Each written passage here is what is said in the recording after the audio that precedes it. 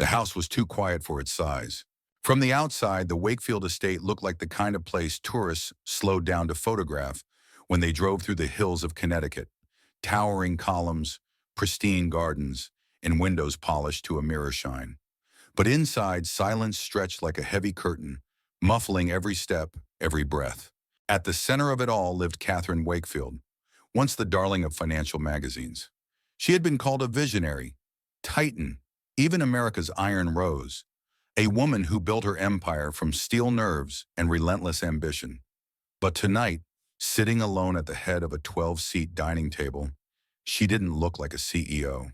She looked like a widow, her face illuminated by the dim glow of a chandelier, staring across the table at the boy who wouldn't look back at her. Her son Ethan was 8. He sat in his wheelchair, hands slack against the armrests, eyes drifting somewhere beyond the room, beyond her. His diagnoses filled whole folders: autism, Down syndrome, partial paralysis. Doctors had told her to lower expectations, acceptance, realistic outcomes. She had poured millions into specialists, therapies, equipment, yet the boy remained locked in silence. The only sound in the dining hall came from Catherine's voice, steady but tender, as she tried once again. "Ethan," she said softly, cutting into her salmon, "do you want to try a bite of mine? It's good." Nothing, not even a flicker. Her fork hovered in the air, her lips pressing together in that familiar mix of frustration and aching tenderness. She set it down. "That's okay. We'll try again tomorrow." For a woman who had stared down billion-dollar deals and walked into boardrooms full of men waiting for her to fail, this was the battlefield that broke her. An endless war with silence. The staff walked carefully around her grief. Nurses, therapists, assistants, most didn't last more than a few months. They came with cheerful energy or clinical detachment, and when Ethan didn't respond, they left with excuses about fit and progress. Catherine had stopped expecting loyalty, but the estate needed upkeep, and Catherine needed help. That was how, on a windy October afternoon, Daniel Bennett arrived at the Iron Gates. He wasn't a therapist. He wasn't a doctor. He was just a man who had answered an ad for a household position, part caretaker, part driver, part whatever the family needed. He was tall, with the kind of face weathered not by age but by work and worry. In one hand, he carried a duffel bag. In the other, the small hand of his daughter, Lily, a girl no older than 5, her backpack bouncing against her shoulders as she walked. Catherine noticed them from the window upstairs before she met them in person. Something about the sight, father and daughter standing against the grandeur of her estate, made her chest tighten. They didn't look like people who belonged in a mansion with marble floors and oil paintings. But maybe that was the point. When Daniel stepped into her study for the interview, he was straightforward. "I just need steady work," he said, voice low but steady. "I can fix things, drive, keep the place running, and I'll need to keep my daughter with me. I'm doing this alone." He didn't elaborate, but Catherine read the shadow of grief in his eyes. Widower.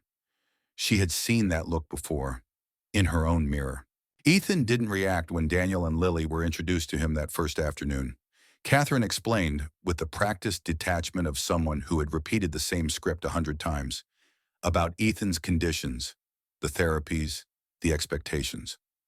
Daniel only nodded, not with pity, not with judgment, just quiet acknowledgement. "Understood," he said. While Catherine talked, Lily tiptoed closer to Ethan's wheelchair. She didn't say much either, just placed her stuffed rabbit on the tray of his chair, like an offering. Ethan's eyes didn't move, but Catherine swore she saw the faintest twitch of his fingers. She didn't mention it. She was tired of false hope. The next day settled into rhythm. Catherine continued her endless cycle of business calls and therapy schedules. Daniel handled the mundane, repairs, groceries, keeping Lily entertained in the sprawling house. But what caught Catherine off guard was the way he moved around Ethan. Other staff always seemed to either overcompensate with exaggerated cheer or undercompensate with cold professionalism. Daniel did neither. He didn't force smiles, didn't lean into Ethan's space, didn't pepper him with questions. He simply worked nearby, fixing a cabinet while Ethan sat in the room, folding laundry at the edge of the living area. Sometimes Lily colored at the table, humming to herself. And slowly, impossibly, the air in the house began to shift. One evening, Catherine came downstairs to find something unusual. Daniel was in the living room, tightening the screws on a lamp. Lily was sprawled on the rug with crayons, and Ethan, still in his chair, wasn't looking away. He was watching Lily draw. It wasn't much, just a glance, fleeting, fragile. But to Catherine, it was as shocking as a shout. She froze in the doorway, heart racing. Daniel noticed too, though he didn't say a word. He just gave the faintest smile and kept working, as if not to scare the moment away. That night, alone in her room, Catherine couldn't shake the image. For years, she had begged specialists to unlock her son. And yet here, in the presence of a handyman and his little girl, Ethan had given the smallest sign of awareness. It made her wonder, had she been looking for answers in the wrong places all along?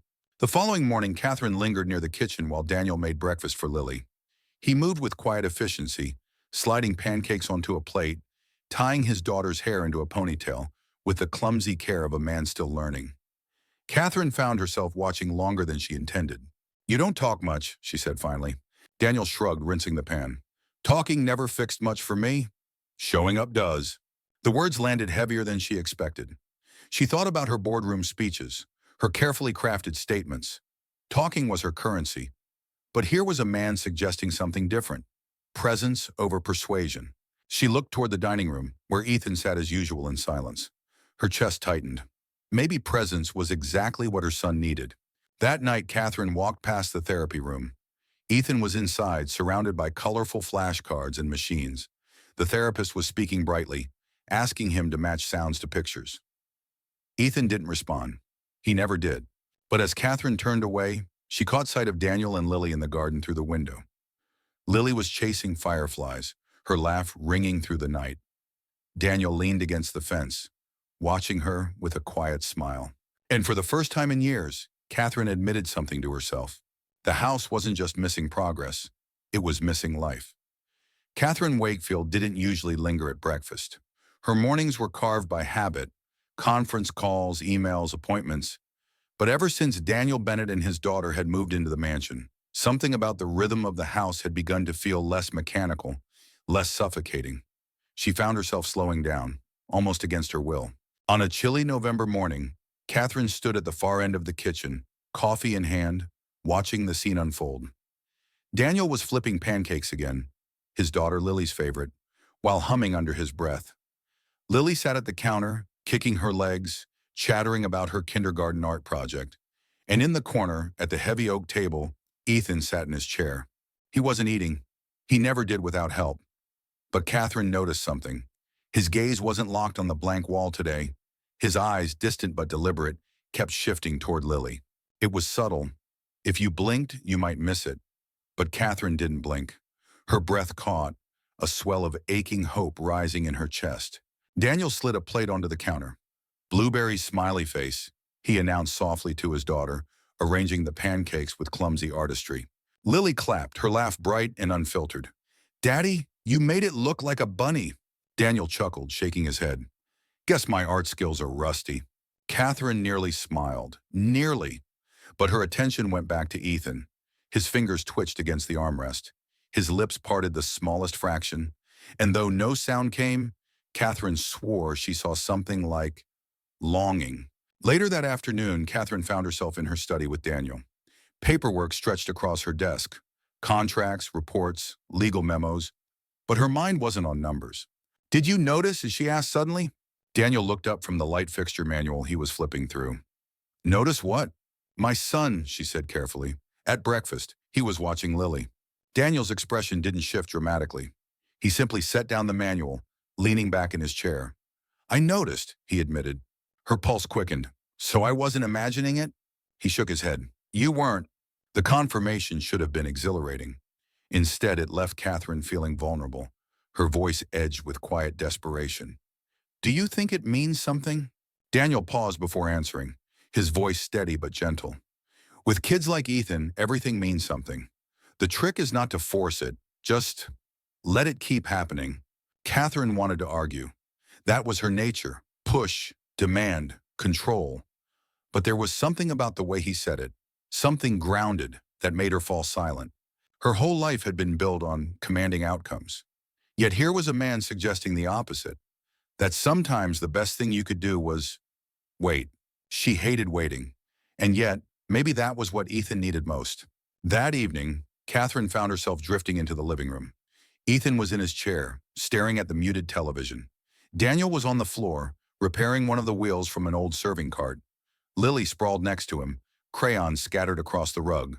Without warning, Lily scooted toward Ethan, her drawing clutched in small hands. "Do you want to see Ethan?" she asked, holding up the page. Catherine's instinct was to intervene, to warn her daughter against disappointment. But before she could speak, something extraordinary happened. Ethan's head tilted. Not much, just a fragile, hesitant motion, but it was deliberate. His eyes landed on the paper, a swirl of crooked hearts and wobbly stars. Lily grinned as if she'd been handed the world. "He looked! Daddy, he looked!" Daniel didn't celebrate out loud. He simply gave a small nod, his eyes meeting Catherine's across the room. The look said everything. "See? He's in there. You just have to give him space." Catherine's throat tightened. For years, she had begged therapists to provoke reactions, to force connections. And yet here, with crayons and childish patience, her son had responded. That night, Catherine couldn't sleep. She wandered the hallways, the echo of Ethan's tiny head tilt looping in her mind. She ended up in the therapy room, surrounded by abandoned equipment, flashcards, speech boards, machines with blinking lights, millions of dollars spent, countless promises made. And yet none of it had given her what she saw tonight. A spark. For the first time in years, she whispered a prayer. Not polished, not rehearsed, but raw. "Please don't let this be a fluke. Don't let it disappear tomorrow." The next morning, Catherine surprised Daniel by showing up at breakfast early. She never joined before her meetings, but there she was, hair tied back, no makeup, coffee steaming in her hand. Daniel raised an eyebrow but said nothing. Lily, oblivious, tugged at her father's sleeve. "Can Ethan come outside today? I want to show him the leaves. They're crunchy." Catherine almost said no. Ethan's outdoor time was tightly scheduled, supervised walks in the garden with a therapist. But then she saw the earnest spark in her son's eyes, fleeting but real, as he caught the word outside. Her voice wavered. "Yes, he can." The three of them walked the garden path that afternoon, Daniel pushing the wheelchair, Lily running ahead, Catherine trailing a few steps behind. The air was crisp, the maple trees shedding fiery red and golden leaves that crunched underfoot. Lily plopped down on the grass, scooping leaves into her arms. "Look, Ethan, red ones!" She held them up like treasures. And again, unbelievably, Ethan reacted. His fingers moved, slow but unmistakable, against the armrest. His eyes locked on the bright crimson leaves. Catherine pressed a trembling hand to her lips. She didn't dare speak, afraid of shattering the fragile connection. Daniel crouched down, his voice quiet but warm. "You like the sound, huh, buddy? The crunch?" Ethan blinked. Just once, but it was enough. Back inside, Catherine sank into the living room couch, heart racing. She wanted to scream, to laugh, to collapse. For so long, silence had been her son's prison. Now these tiny cracks of awareness felt like sunlight breaking through storm clouds. She looked at Daniel, who was wiping dirt from Lily's shoes. "Why is this happening now?" she asked, her voice unsteady. He shrugged. "Maybe because for once nobody's asking him to perform? We're just here." Catherine stared at him, the truth stinging and healing all at once. All her life, she had equated love with achievement, effort with outcome. But her son, her precious, unreachable boy, needed something different. Patience, presence, safe silence. And she realized with a pang, both painful and liberating, that she hadn't known how to give that until now. That night, as she tucked Ethan into bed, Catherine did something she hadn't done in years. She didn't read from a therapeutic script or play pre-recorded sounds. She just sat. She held his hand, her thumb brushing the soft skin, and whispered, "You don't have to do anything, sweetheart. Just be here. That's enough." For the briefest moment, Ethan's lips curved, so slight it could have been imagination. But Catherine chose to believe it was real. And for the first time in years, she fell asleep with hope instead of despair. Catherine Wakefield had grown used to disappointment. It was safer to expect nothing than to clutch hope and watch it slip through her fingers. Yet over the past 2 weeks, her home, once a mausoleum of silence, had started to breathe again. Ethan's glances, his faint twitches of recognition, the way his eyes had tracked Lily's drawings or lingered on autumn leaves, It all lingered in Catherine's mind like a secret melody. She didn't dare speak of it to her board members or friends. They wouldn't understand. But inside, a fragile seed of hope had begun to grow. On a gray afternoon, rain tapped against the mansion's windows in soft, uneven rhythms. Catherine was in her office reviewing quarterly reports when she heard something unusual. Laughter. Not hers, not Daniel's, Lily's. It wasn't the laugh itself that startled her. It was the way it carried through the hallways, warm and unrestrained, pulling her out of the numbers on the page. She followed the sound, heels clicking softly against the marble floors, until she reached the back veranda. There under the awning, Daniel was pushing Ethan's wheelchair slowly back and forth, while Lily jumped in puddles, her rain boots splashing water high into the air. She spun in circles, arms spread wide, raindrops dotting her cheeks. Catherine's eyes, however, went straight to Ethan. His head was tilted. His fingers tapped lightly against the armrest, almost in rhythm with the splashing water. And, God, she thought, was that a smile? Small, almost invisible. But there. Her throat tightened. She stepped outside before she realized what she was doing. Daniel looked up, rainwater dripping from his hair. "He likes it," he said simply. Catherine's chest filled with something she hadn't felt in years. Unpolished joy mixed with aching disbelief. That evening she couldn't stop thinking about it. She barely tasted her dinner, replaying the moment in her head. Ethan responding to water, not therapy flashcards, not $1,000 machine, just rain. The next day she approached Daniel as he was fixing a kitchen drawer. "Do you think water matters to him?" Daniel shrugged, wiping his hands with a rag. "Kids notice things we overlook. Maybe it calms him. Maybe it makes him feel alive. Either way, he reacts. That's worth paying attention to." Catherine nodded slowly. She wasn't used to uncertainty being enough, but she couldn't deny what she'd seen. A week later, she found herself walking beside Daniel and Ethan toward the backyard pool. The November air was chilly, leaves scattered across the stone deck, but the water shimmered blue beneath the fading sun. Daniel parked the wheelchair near the edge. Ethan's gaze locked onto the pool, his posture subtly shifting. Catherine noticed how his hands twitched more when the wind rippled the water's surface. Lily knelt beside her brother, dropping a toy boat into the pool. It bobbed gently, the small waves catching its plastic hull.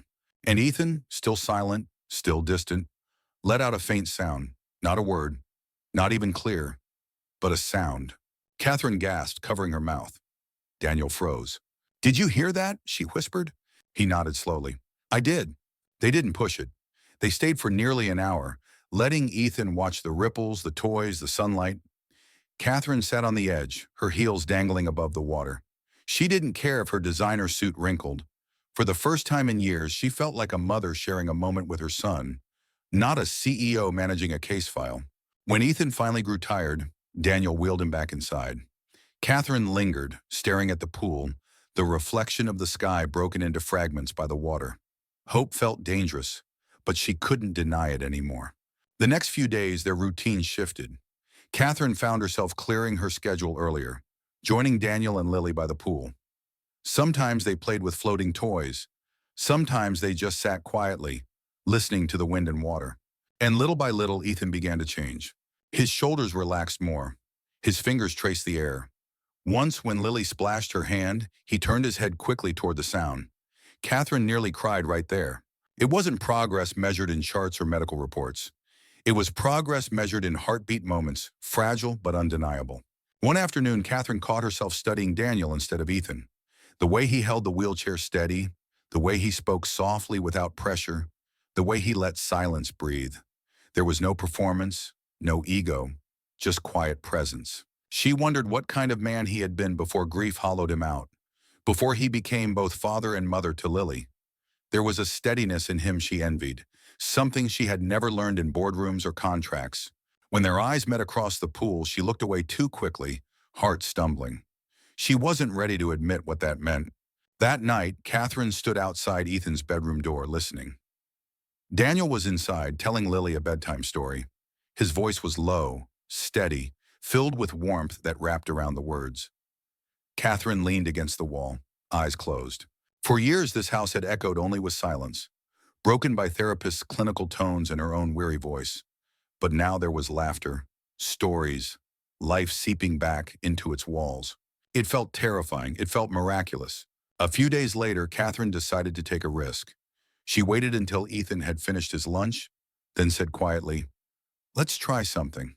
She led Daniel and Lily back to the pool, this time carrying a flotation vest. Her hands trembled as she adjusted the straps on Ethan's small frame. Daniel's eyes flickered with concern. "You sure about this?" Her voice wavered. "No, but I think he's ready." Together, they lowered Ethan slowly into the shallow end. Catherine's arms encircled him, her heart pounding as the water touched his skin. He stiffened at first, shoulders rising, breath quick and shallow. She whispered, "It's okay, sweetheart. Mommy's here. You're safe." Daniel steadied them both, his hands firm but gentle. "Breathe, buddy. Just breathe." And then, miraculously, Ethan exhaled. His body softened, his hands moving through the water. His lips parted and a sound escaped. Not a laugh, not yet, but a soft, raw giggle. Catherine froze. Tears blurred her vision. Daniel's eyes widened. Lily squealed. But Catherine couldn't move, couldn't breathe. After years of silence, her son was laughing, even if only for a moment. When she finally lifted him out, wrapping him in a towel, her hands shook. Ethan leaned his head lightly against her chest, and Catherine whispered through tears, "You're still in there." I knew it. Daniel stood beside her, silent, his expression caught between awe and something deeper. Respect, tenderness, maybe even faith. Catherine met his gaze, and for the first time, she didn't feel like a CEO or a widow. She just felt like a mother who had been given back the smallest piece of her child. And in that moment, the house didn't feel haunted anymore. It felt alive. The sound of Ethan's laugh lingered in Catherine's mind for days. It had been short, fragile, almost uncertain, yet it echoed louder than any boardroom cheer she had ever received. For years, she had lived in a prison of silence. Her son locked behind walls she couldn't break through. And then, with water lapping gently around him, the walls had cracked. She replayed it in her memory each night before bed. The twitch of his fingers, the soft release of air that turned into a giggle, the weight of his head against her chest afterward, as if trusting her for the first time. Catherine had always been careful not to hope too much, but now hope wasn't asking permission anymore. It was rushing in whether she was ready or not. The next morning, she cleared her schedule and joined Daniel and Lily by the pool again. The November sun was weak, the air brisk, but Ethan's eyes lit up when they wheeled him outside. He leaned forward slightly, hands moving against the chair's armrests as the water shimmered. Lily skipped ahead, dropping her stuffed rabbit onto a lounge chair.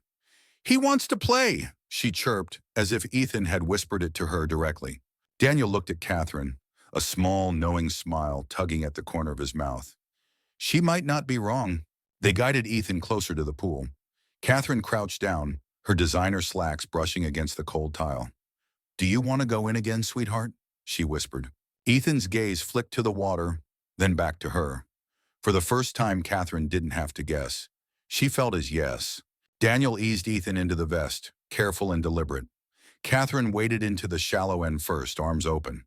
When Daniel lowered the boy into her embrace, Ethan tensed, then softened, just like before. The water held him up, rocking gently. Catherine hummed under her breath, not even realizing it at first. A tune her late husband used to play on the piano, low and soothing. Her voice trembled, but the melody wrapped around them. And then it happened. Ethan turned his head toward her. His lips parted.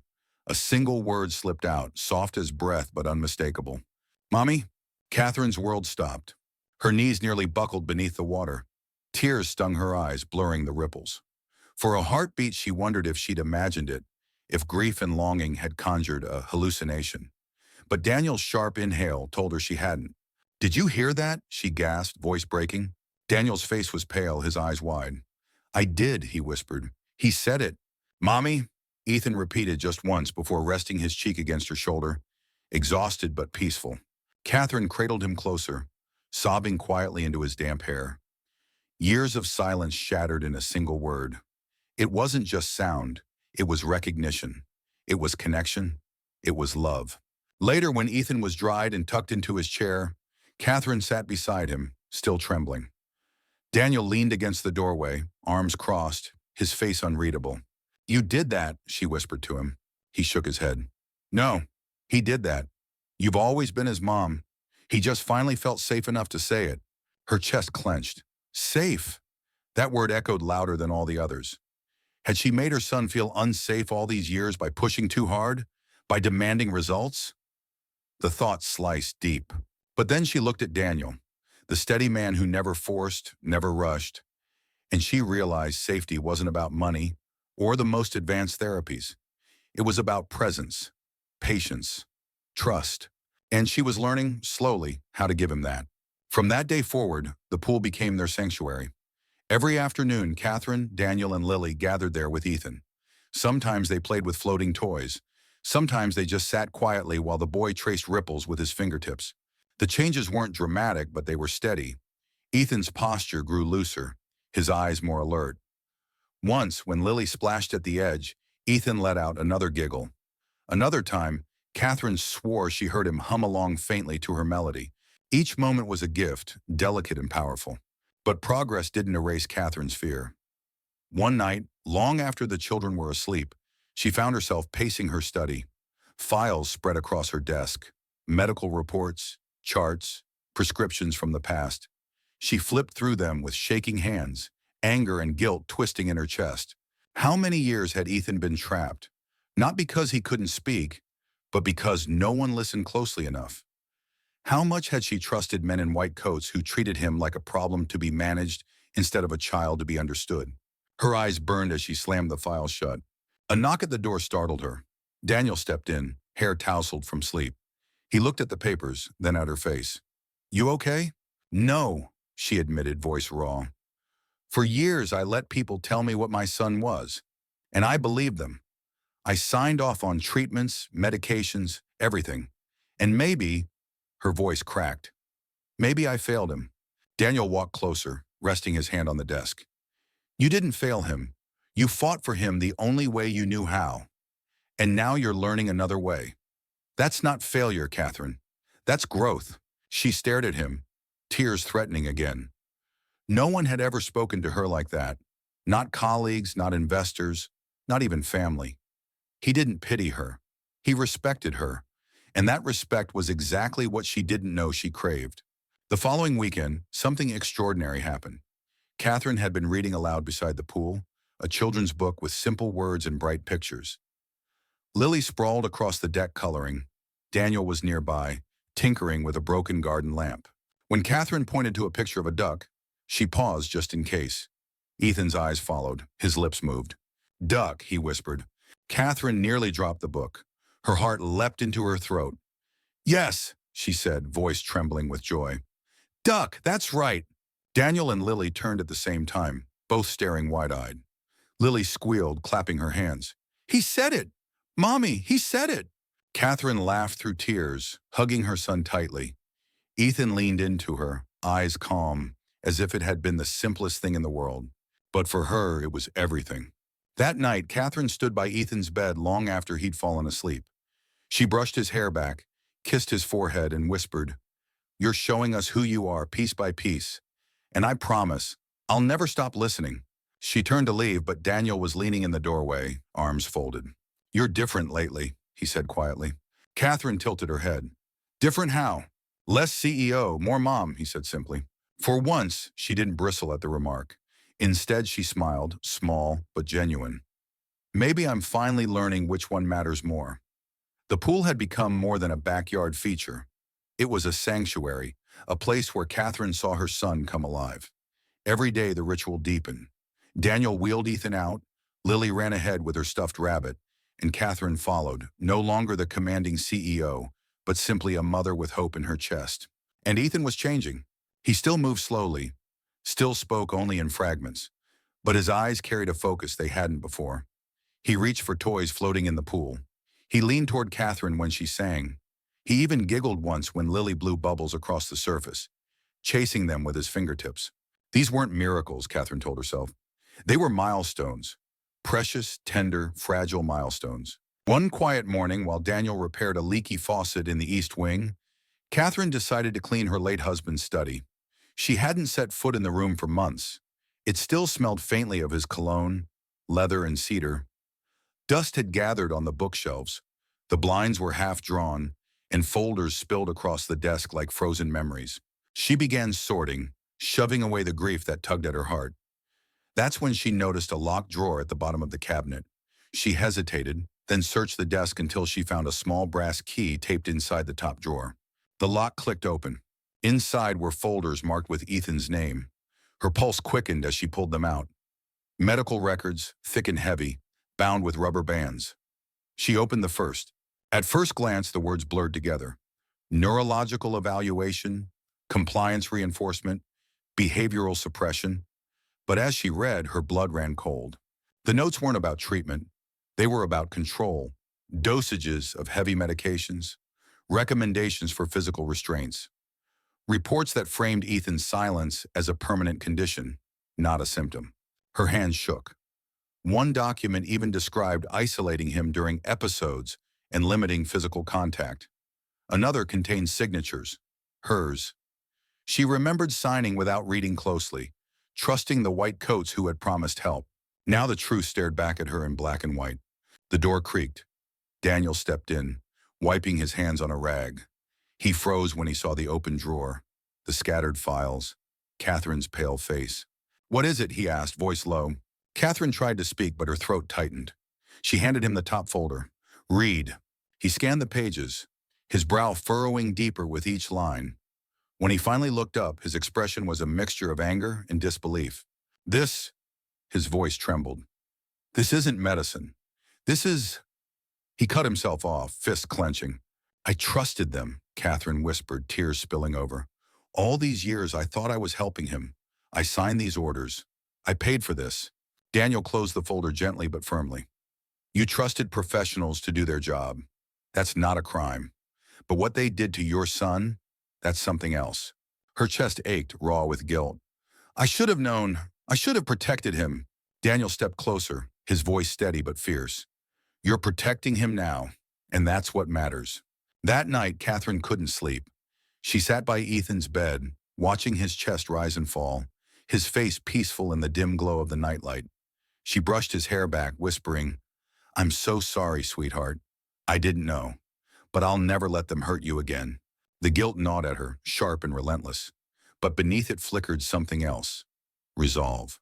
The next morning, Catherine showed Daniel everything. Together, they sat at the kitchen table long after Lily had gone to school and Ethan had finished breakfast. Piles of documents stretched across the polished wood, prescriptions, therapy notes, invoices. "This can't stay hidden," Daniel said, his jaw tight. Catherine nodded, though fear twisted in her gut. "If we speak out, the backlash will be brutal. Those doctors, that clinic, they have money, lawyers, connections." Daniel leaned forward, his voice raw but steady. "And you have influence, power. You've spent your life fighting in boardrooms. Now you fight for him." His words pierced through her fear. For the first time, Catherine realized this wasn't just about Ethan.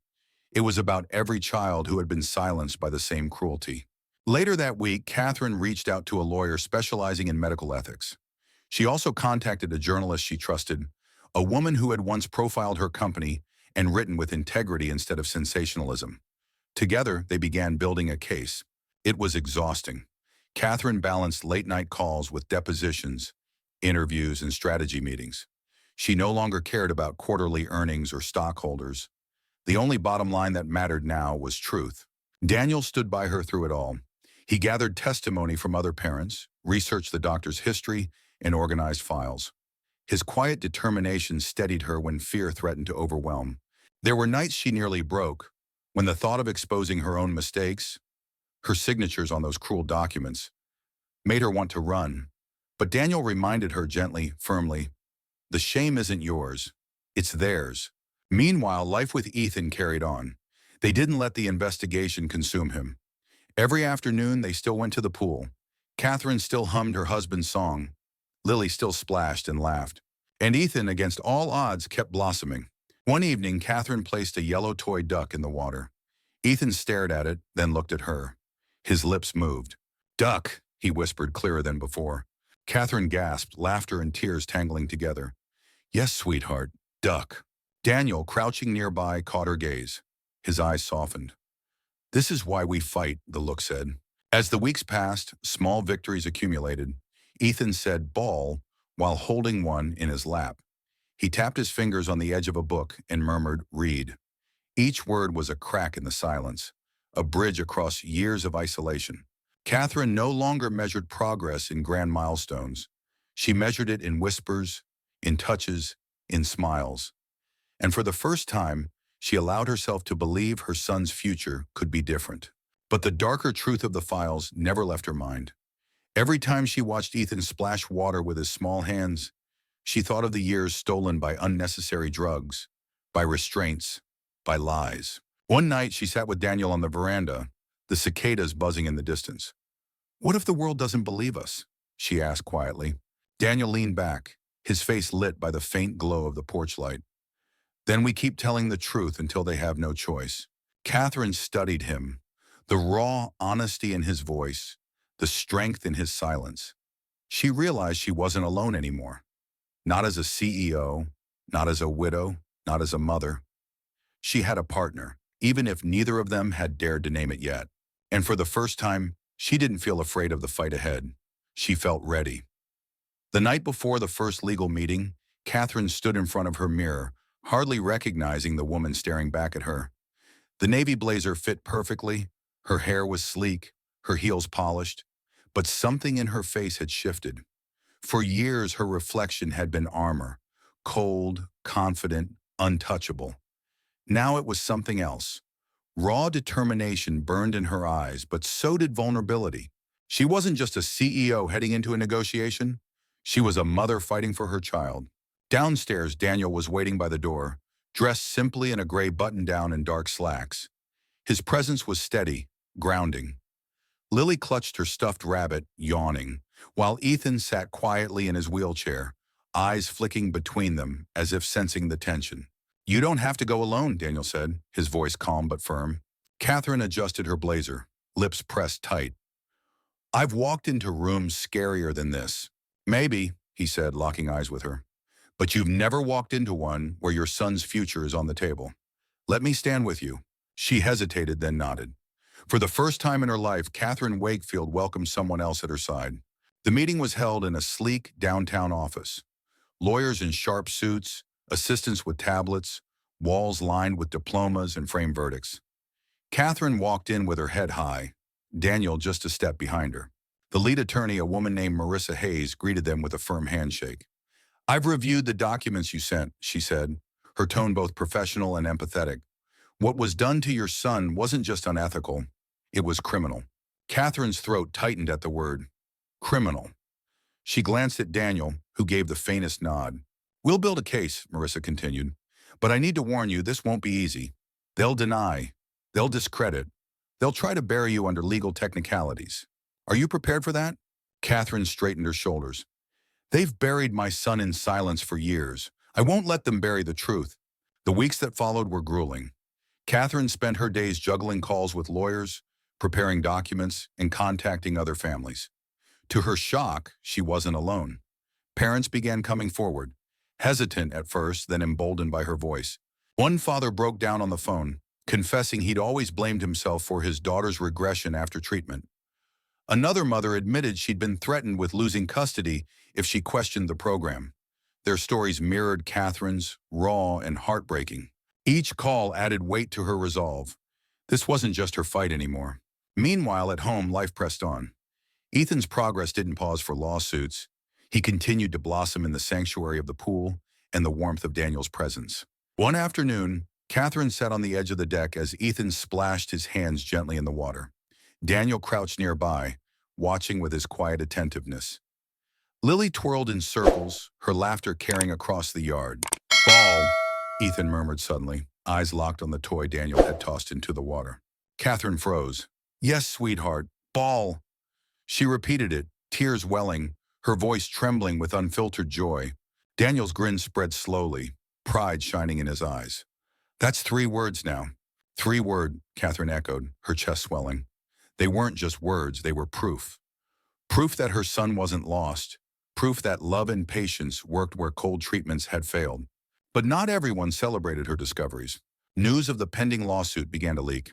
An anonymous article surfaced online, framing Catherine as a desperate mother exploiting her wealth to create a false scandal. Social media comments turned cruel.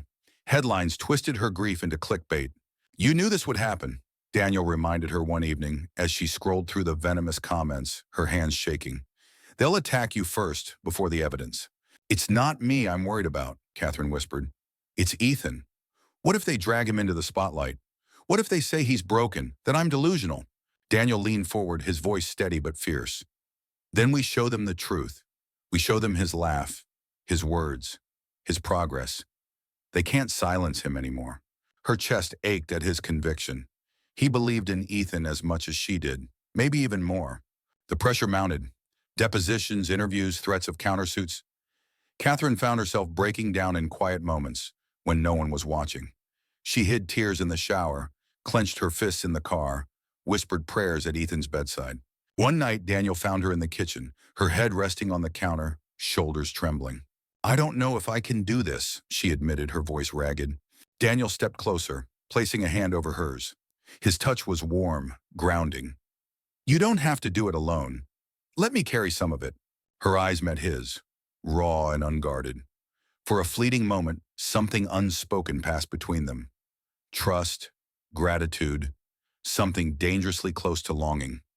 She pulled her hand back gently, not ready to face what that meant, but his words stayed with her. In the midst of the chaos, Ethan gave her a gift she hadn't dared to dream of.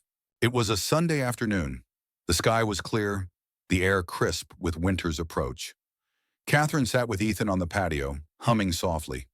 Daniel was grilling burgers nearby, Lily chasing butterflies across the grass. Ethan leaned against her, his hand resting clumsily on hers. Then in a voice soft but unmistakable, he whispered, "Love." Catherine's breath caught. Tears blurred her vision. You, her voice broke. You said love. Daniel froze at the grill, turning slowly, his eyes wide. Lily squealed, clapping her hands. Catherine hugged Ethan tightly, her body shaking with sobs. I love you too, sweetheart. More than anything. The word wasn't perfect, it wasn't polished, but it was real, and it was enough to remind her why she had to keep fighting. That night, Catherine sat on the veranda with Daniel after the kids were asleep.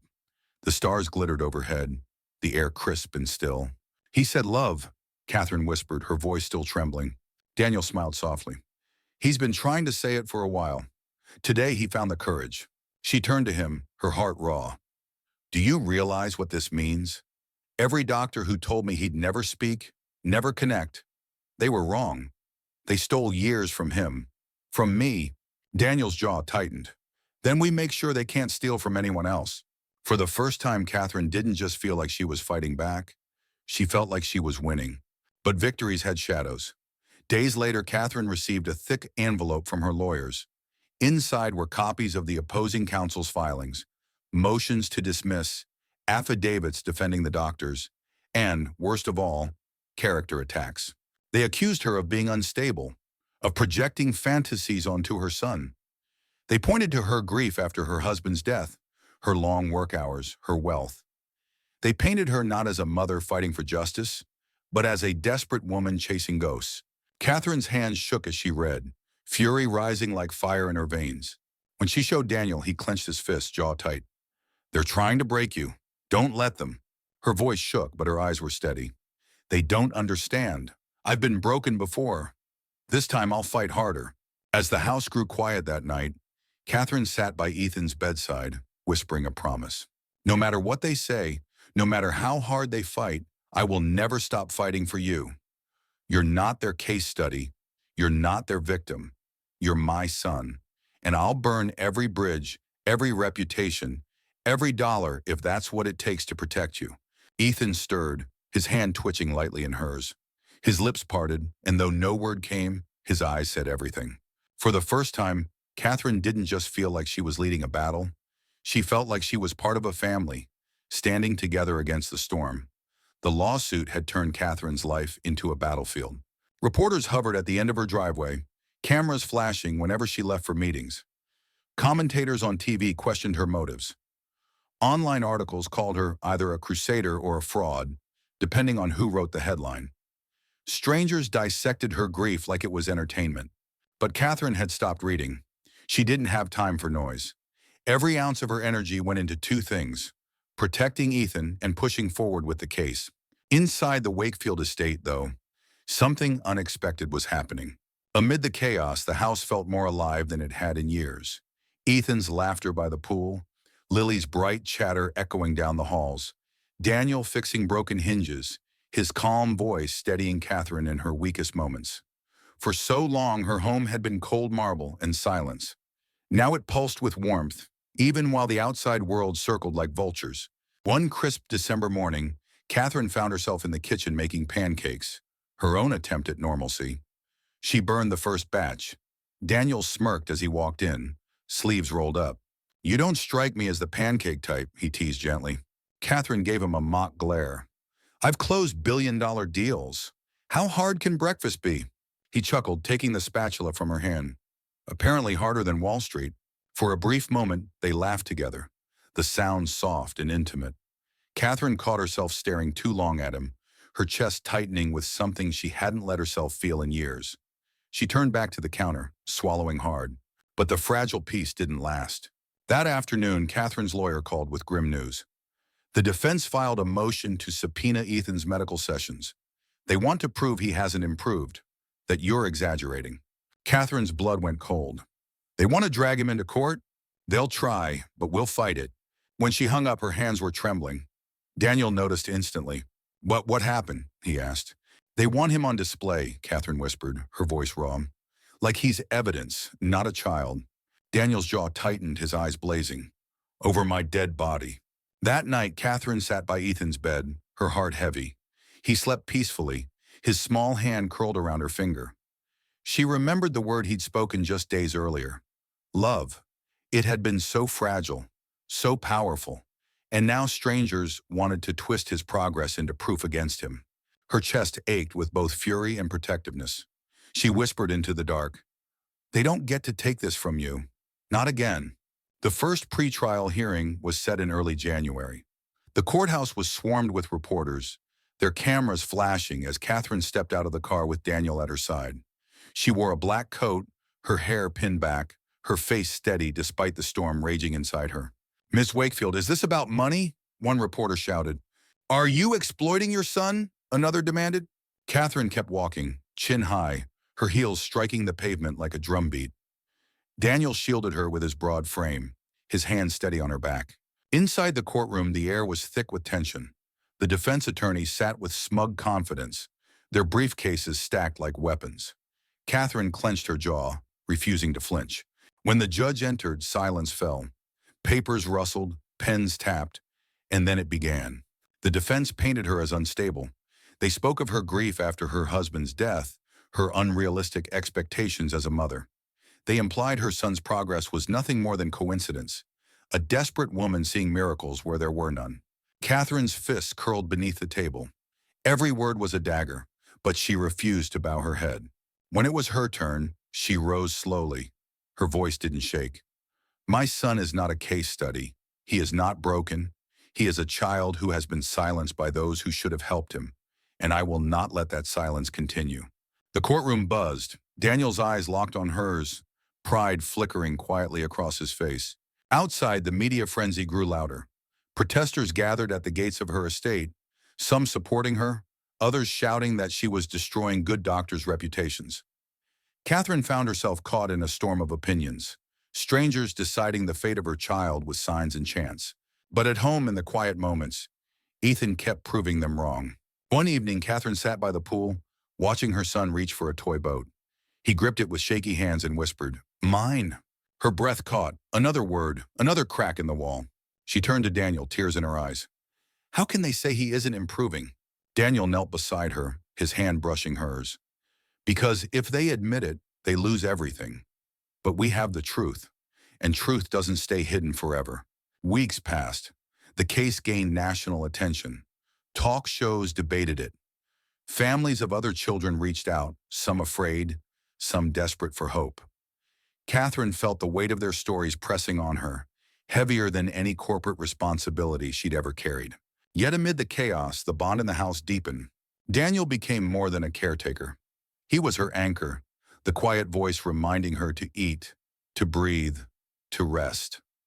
Lily's innocence filled the halls with light, her bond with Ethan growing stronger each day. Catherine often found them side by side, coloring together or watching cartoons. Ethan's eyes more alert than ever. And in quiet moments, when Catherine caught Daniel's gaze lingering too long, she felt a warmth she hadn't allowed herself in years. It scared her, but it also reminded her she wasn't alone anymore. The second hearing arrived. This time, Catherine brought more than words, she brought evidence. Her lawyer played a video in the courtroom. Ethan in the pool, giggling, whispering, "Duck." Ethan on the patio, murmuring love. Ethan holding Catherine's hand, saying, "Mommy." The room fell silent. Even the defense lawyers shifted uncomfortably.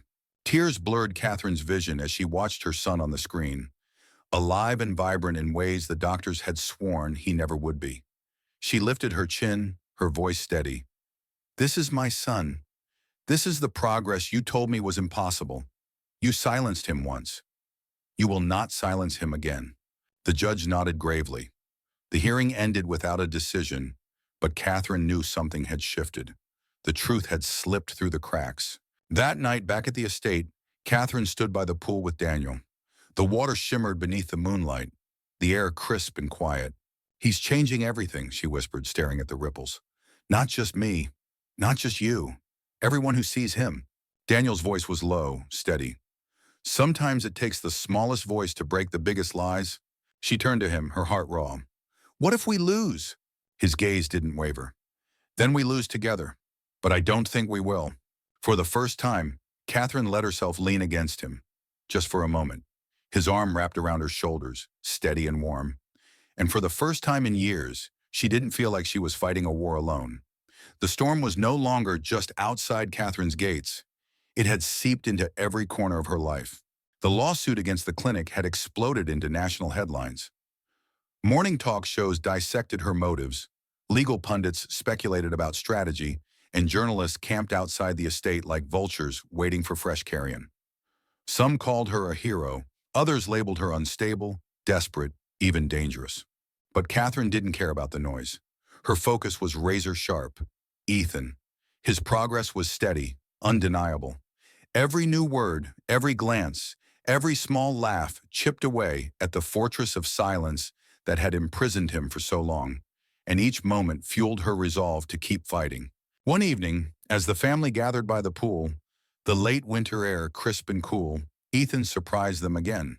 Daniel was kneeling by the water, fixing a loose filter cover.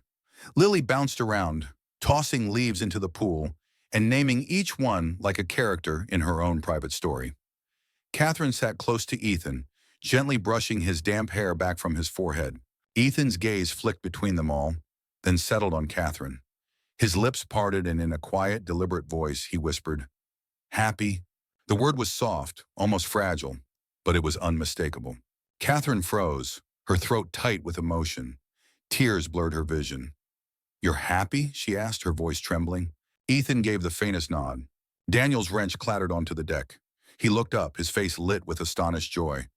"Did he just—" "He did," Catherine choked out, pulling her son into her arms. "He really did." Lily squealed, clapping her hands. "See, Mommy, he's happy!" The laughter, the warmth, the love, it wrapped around Catherine like sunlight after a long storm. But that joy collided with reality the next morning. Her lawyer, Marissa, called with an urgent update. "The defense has filed a motion to exclude Ethan's progress videos. They're claiming the recordings are staged, manipulated." Catherine gripped the phone so tightly her knuckles turned white. "Staged? He's my son, not an actor." "They'll do anything to discredit you," Marissa warned. "We'll fight the motion, but be prepared. They're not just attacking the doctors. They're attacking you." When Catherine hung up, her body trembled with furious disbelief. She wanted to scream, to throw something, to break the walls that had caged her life. Instead, she marched into the living room where Daniel was helping Lily with homework. "They're calling Ethan's progress fake," she spat, her voice sharp, raw. Daniel's expression hardened. "Then we show them it's real." The next weeks blurred into endless preparation. Catherine's estate transformed into a war room. Stacks of files on the dining table, videos queued on laptops, affidavits from other parents spread across counters. Daniel became her right hand, organizing evidence, arranging meetings, fielding calls. His calm presence steadied her when the weight threatened to crush her. Late at night, after Lily and Ethan were asleep, Catherine and Daniel often sat across from each other, papers scattered between them. Their conversations started with legal strategies but often drifted into something more personal: grief, regrets, hopes they'd buried long ago. One night, Catherine admitted in a quiet voice, "I spent years believing silence was my punishment, for chasing work, for not being enough of a mother, for failing him." Daniel leaned forward, his gaze unwavering. "Silence wasn't your punishment. It was his cage, and you're the one breaking it." The words struck her like a lifeline, pulling her from the depths of her guilt. She swallowed hard, realizing how deeply she trusted this man, this single father who had walked into her mansion with nothing but a duffel bag and a daughter, and somehow given her back her son. The second major hearing came on a bitterly cold February morning. Catherine stood in the courtroom, her blazer sharp, her posture unyielding. But inside, her heart raced like a drum. The defense attacked with venom. They paraded experts who claimed Ethan's progress was anecdotal, unscientific, a fluke. They pointed to Catherine's grief, her wealth, her reputation. They painted her as a mother blinded by desperation. But Catherine didn't flinch. When it was her turn, she rose slowly, her voice steady but fierce. "My son is not a fluke. He is not broken. He is not imaginary progress on a chart. He is here, alive, speaking words you told me he never would. And if you refuse to see that, it says more about you than it ever will about him." The courtroom buzzed. Even the judge leaned forward, his expression taut with interest. That night, exhaustion pressed down on Catherine like a weight. She sat on the veranda staring at the stars, her heart still pounding with the day's battle. Daniel joined her, a mug of tea in his hand. "You were incredible today," he said quietly. She let out a shaky laugh. "I was terrified." "Doesn't matter, you stood up. You spoke the truth. That's more than most people ever do." Catherine looked at him, the glow of the porch light softening his features. For a moment, she allowed herself to feel it, the pull, the warmth, the dangerous comfort of his presence. She wanted to lean closer, to let herself fall, but fear held her back. She wasn't ready. Not yet. Still, when his hand brushed hers, she didn't pull away. The next morning, Catherine woke to the sound of laughter. Real, unrestrained laughter. She rushed to the kitchen, heart racing. There at the table, Ethan sat with Lily, holding a spoon clumsily but proudly. Daniel stood beside them, guiding his hand. Ethan's giggles filled the room as applesauce dripped down his chin. Catherine froze in the doorway, tears springing to her eyes. This wasn't stage. This wasn't therapy. This was life. She stepped closer, cupping her son's face gently. "You're doing so well, sweetheart." Ethan looked at her, eyes bright, his lips parted. "Mommy." The word was clearer this time, stronger, carrying with it the weight of recognition and love. Catherine pulled him into her arms, sobbing softly. Daniel rested a hand on her shoulder, his touch grounding her. And in that moment, Catherine knew. No courtroom, no headline, no attack could erase this truth. But outside their bubble, the storm raged louder.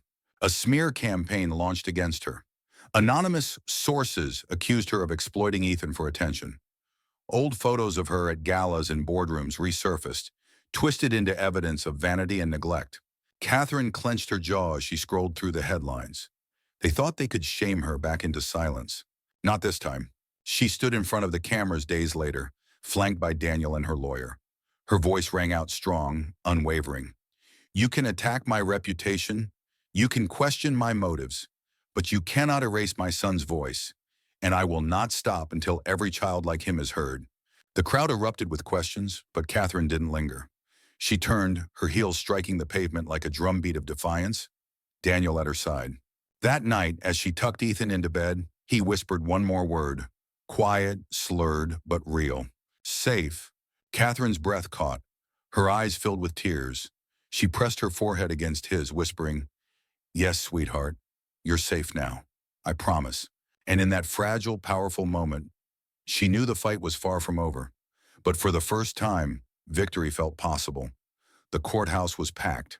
By the time Catherine's black SUV pulled up to the steps, reporters had already filled the sidewalk, their microphones like weapons, their cameras flashing in the bitter February light. Protesters stood on either side of the courthouse lawn, some waving signs that read, "Justice for the children," others with placards branding her a liar. Catherine adjusted her coat, her pulse racing. She wasn't just walking into another hearing.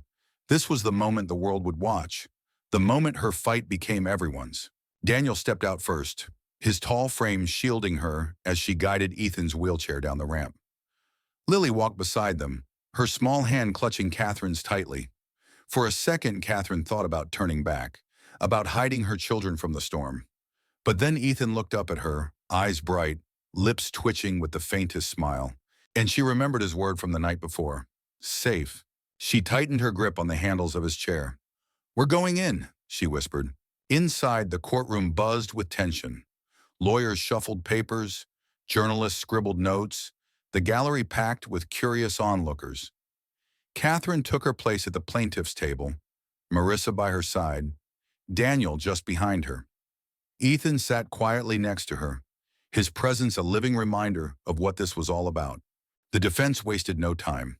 Their lead attorney, a polished man with silver hair and a voice as smooth as glass, rose with a theatrical sigh. "This case," he said, gesturing broadly, "is nothing more than the tragic delusions of a grieving woman. Mrs. Wakefield has suffered great personal loss, yes, but grief does not excuse the destruction of good men's reputations. Her son's supposed progress is anecdotal, coincidental, and manipulated for cameras. Science does not bend to wishful thinking." Catherine's jaw clenched. She could feel the heat rising in her chest, the raw fury at hearing her son reduced to a prop in their defense. Marissa stood, her voice sharp, cutting through the air. "The evidence will show otherwise. You will see videos, hear testimony, and witness progress that no one thought possible. Because this boy was not broken. He was silenced.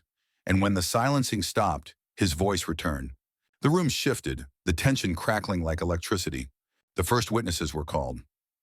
Other parents testified about similar treatments, over-medication, restraints, isolation.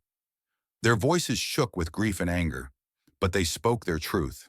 Some cried, some shouted, but each one painted the same picture, a system that had failed their children in the name of control. Catherine listened, her heart heavy. For years, she had thought she was alone in her guilt. Now she realized she was part of something bigger, a chorus of voices rising against silence. But the defense struck back. They cross-examined the parents harshly, painting them as unreliable, desperate, easily manipulated. Catherine's stomach turned as one mother broke down on the stand, reduced to sobs under their calculated cruelty. When it was Catherine's turn to testify, the weight of the entire room pressed on her shoulders. She rose slowly, walked to the stand, and placed her hand on the Bible. Her voice trembled only once, on the oath, before steadying. "Mrs. Wakefield," the defense attorney began smoothly, "you're a billionaire, are you not?" "Yes," Catherine replied evenly. "And you are used to getting your way." Her jaw tightened. "I am used to fighting for what's right." He smirked. "And isn't it true that you've poured millions into therapies, treatments, programs, none of which have produced lasting results?" Catherine met his gaze head-on. "Because they treated my son like a condition, not a child," the gallery murmured. The attorney tried again. "And yet you expect this court to believe that suddenly, under your care, he has made miraculous progress." Her voice rose, clear and sharp. "Not under my care, under love, under patience, under the presence of people who see him, not a diagnosis. That's not a miracle. That's humanity." The words hung in the air, reverberating through the room. Daniel's eyes burned into hers from across the aisle, pride radiating silently. Then came the moment Catherine had both dreaded and longed for. Marissa rose and said, "We would like to show the court a brief video." On the screen, Ethan appeared, sitting by the pool, his hair damp, his hands splashing lightly. The courtroom watched as he whispered, "Duck." Then another clip. Ethan hugging Catherine, murmuring, "Mommy." Another. Ethan leaning against her chest, whispering, "Love." The room went still. Reporters scribbled furiously. Jurors leaned forward. The judge's expression softened almost imperceptibly. Catherine blinked back tears, her heart pounding. This wasn't just evidence. This was her son, his truth, his voice. The defense objected, of course, claimed the clips were edited. That context was missing. But the seed was planted. No one could unhear those words. After the session ended, Catherine stepped outside into a blizzard of cameras and microphones. Questions bombarded her. Are you exploiting your son? What about the accusations of fraud? Do you think you can win? She stood tall, her breath clouding in the cold air. This is not about winning or losing. This is about children who deserve to be seen, to be heard, to be treated with dignity. My son is proof that love speaks louder than silence, and I will not stop fighting until every voice like his is heard. Daniel stood at her side, his hand briefly touching the small of her back, grounding her amid the chaos. Lily held Ethan's hand, the two children shielded by their parents' determination. For the first time, Catherine realized something. She wasn't just leading this fight. She was part of a family, imperfect, unconventional, but fiercely united. That night, back at the estate, exhaustion weighed on her like lead. But as she tucked Ethan into bed, he stirred, his lips moving. Strong, he whispered. Catherine froze. What did you say? His voice was faint but clear. Mommy, strong. Tears spilled down her cheeks. She kissed his forehead, her voice breaking. No, sweetheart. You're strong. Stronger than anyone I've ever known. Daniel lingered at the door, watching silently. When Catherine turned, their eyes met, and for once she didn't look away. The unspoken truth between them hung heavy, electric, undeniable. In the quiet that followed, Catherine sat alone on the veranda, the weight of the day pressing against her bones. The case was far from over. The hardest battles still loomed, but Ethan's voice, his words, his courage, echoed in her chest like a beacon. The silence that had once haunted her house was gone. In its place was laughter, whispers, fragile words that carried the strength of miracles. And Catherine knew. The wall was cracking. The truth was breaking through. The verdict came on a cool spring morning. Catherine Wakefield sat in the courtroom, her pulse pounding so loud she could hardly hear the clerk call the case. The gallery was packed. Reporters, families, strangers who had followed the trial like it was the country's newest drama. Daniel sat just behind her, his presence a steady anchor. Lily held Ethan's hand, their two small figures, a quiet symbol of what all this was for. The judge's voice echoed in the silence. After reviewing the evidence and testimony, the court finds that the defendants engaged in unethical, harmful, and deceptive practices. The motion to dismiss is denied. The case will proceed to trial, and formal charges will be referred to the state medical board. The room erupted, shouts, gasps, the furious scribble of reporters' pens. Catherine's breath left her in a rush. It wasn't the final victory, but it was the crack in the dam they had been fighting for. She turned, tears in her eyes, and found Daniel's gaze. He smiled, small, steady, proud. The days that followed were a blur of headlines and phone calls. Families poured forward, emboldened by Catherine's courage. Advocacy groups offered support. Politicians tweeted about systemic reform. For once, Catherine wasn't just the CEO in the spotlight. She was a mother whose fight had ignited something larger than herself. But amid the whirlwind, life at the estate kept its rhythm. Ethan's progress continued, slow, fragile, miraculous. One afternoon, Catherine sat with him by the pool. The spring sun warmed the water, Lily's laughter echoed across the yard, and Daniel grilled burgers on the patio. Ethan leaned against her shoulder, his hand tracing idle patterns on her arm. He whispered, "Family."